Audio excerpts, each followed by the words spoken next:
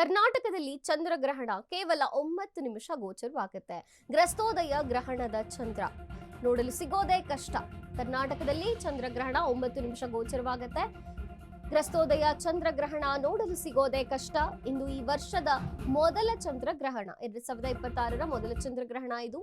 ಇಂದು ಸಂಜೆ 4:30 ವೇಳೆಗೆ ಚಂದ್ರಗ್ರಹಣ ಸಂಭವಿಸುತ್ತೆ. ಆದ್ರೆ ಈ ವೇಳೆ ಭಾರತದಲ್ಲಿ ಗ್ರಹಣ ಗೋಚರವಾಗೋದಿಲ್ಲ. ಕರ್ನಾಟಕದಲ್ಲಿ ಚಂದ್ರೋದಯ ಆದ ಕೊನೆಯ 9 ರಿಂದ 10 ನಿಮಿಷಗಳು ಮಾತ್ರ ಗ್ರಹಣ ಗೋಚರವಾಗುತ್ತೆ. ಸಂಜೆ 6:46ಕ್ಕೆ ಗ್ರಹಣ ಮುಗಿಯೋದ್ರಿಂದ ಗ್ರಹಣದ ಕಾಲದಲ್ಲಿ ಅಂದ್ರೆ ಕಡೆಯ 8 ರಿಂದ ಅಂಶ ಅಂದ್ರೆ 9 ನಿಮಿಷಗಳ ಕಾಲ ಗೋಚರವಾಗುವಂಥದ್ದು. ಈ ವೇಳೆ ಭೂಮಿಯ ನೆರಳು ಬಹುತೇಕ ಸರಿಯೋದ್ರಿಂದ ಗ್ರಹಣ ಗೋಚರ ಕಷ್ಟ ಅಂತ ಹೇಳಲಾಗ್ತಿದೆ. ಭಾರತ ಈಶಾನ್ಯ ರಾಜ್ಯಗಳಲ್ಲಿ ಸಂಪೂರ್ಣವಾದಂತಹ ಚಂದ್ರಗ್ರಹಣ ಗೋಚರವಾಗುತ್ತೆ. ಕರ್ನಾಟಕದಲ್ಲಿ 9 ನಿಮಿಷ ಗೋಚರವಾಗುತ್ತೆ ಈ ಚಂದ್ರಗ್ರಹಣ ನೋಡೋಕೆ ಸಿಗೋದೇ ಕಷ್ಟ. ಯಾಕಂದ್ರೆ ಇರೋದೇ 9 ನಿಮಿಷಗಳ ಕಾಲ ಕರ್ನಾಟಕದಲ್ಲಿ ಗೋಚರವಾಗುವಂಥದ್ದು. ಇನ್ನು ಈ ವರ್ಷ ಮೊದಲ ಚಂದ್ರಗ್ರಹಣ ಇದು.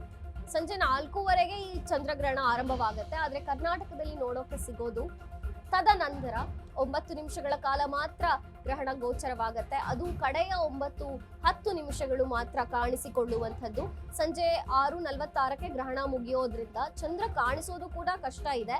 ಗ್ರಹಣದ ಕಡೆಯ 8 ರಿಂದ 8 ಅಂಶ ಅಂದ್ರೆ ಬರೀ 9 ನಿಮಿಷ ಮಾತ್ರ ಗ್ರಹಣ ಗೋಚರವಾಗುತ್ತೆ. ಈ ವೇಳೆ ಭೂಮಿಯ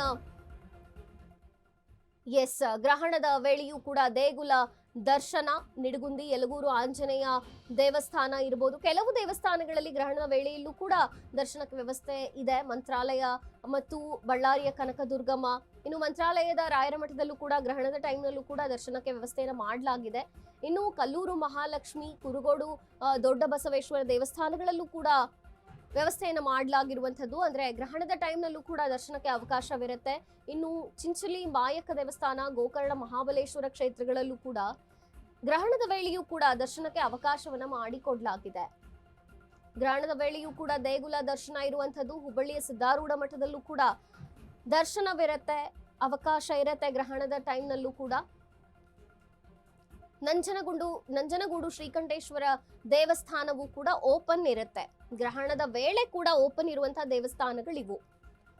ಗ್ರಹಣದ ವೇಳೆಯೂ ಕೊಲ್ಲೂರು ಮೂಕಾಂಬಿಕಾ ದೇವಸ್ಥಾನ, ಮಲೆ ಮಹದೇಶ್ವರ ದೇವಸ್ಥಾನ ಓಪನ್ ಆಗಿರುತ್ತೆ. ಭಕ್ತರಿಗೆ ದರ್ಶನಕ್ಕೆ ಅವಕಾಶವನ್ನ ಕಲ್ಪಿಸಲಾಗಿರುತ್ತೆ.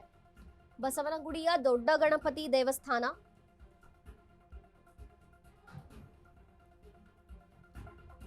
ಅನೇಕ ದೇವಸ್ಥಾನಗಳಲ್ಲಿ, ರಾಜ್ಯದ ಬೇರೆ ಬೇರೆ ದೇವಸ್ಥಾನಗಳಲ್ಲಿ ಅವಕಾಶವನ್ನ ಕಲ್ಪಿಸಲಾಗಿರುವಂಥದ್ದು ಗ್ರಹಣದ ವೇಳೆಯಲ್ಲೂ ಕೂಡ.